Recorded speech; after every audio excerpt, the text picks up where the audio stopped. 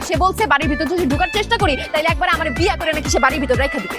বাংলা নাটকের জনপ্রিয় জুটি নিলয় আলমগীর ও জান্নাতুল সুমাইয়া হিমি দীর্ঘদিন ধরে একসঙ্গে বহু নাটকে কাজ করার কারণে তাদের জুটি দর্শকদের কাছে বেশ জনপ্রিয় হয়ে ওঠে। তবে সাম্প্রতিক তাদের মধ্যে দূরত্ব, ঝগড়ার গুঞ্জন ছড়িয়ে পড়ায় ভক্তদের মাঝে নানান আলোচনা তৈরি হয়েছে।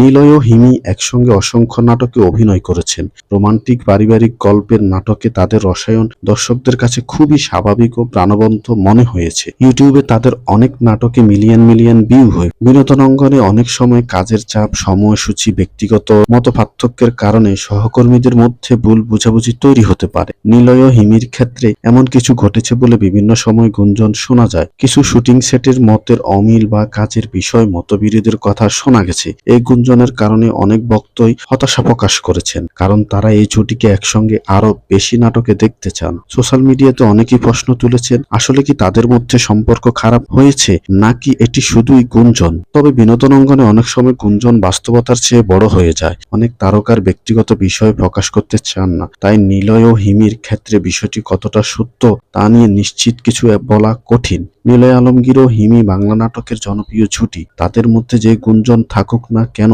দর্শকরা এখনো চান এই জুটিকে নতুন নতুন নাটকে আবার একসঙ্গে দেখতে। তাদের রসায়ন আবারও পর্দায় ফিরে আসবে এমন প্রত্যাশাই ভক্তদের মনে।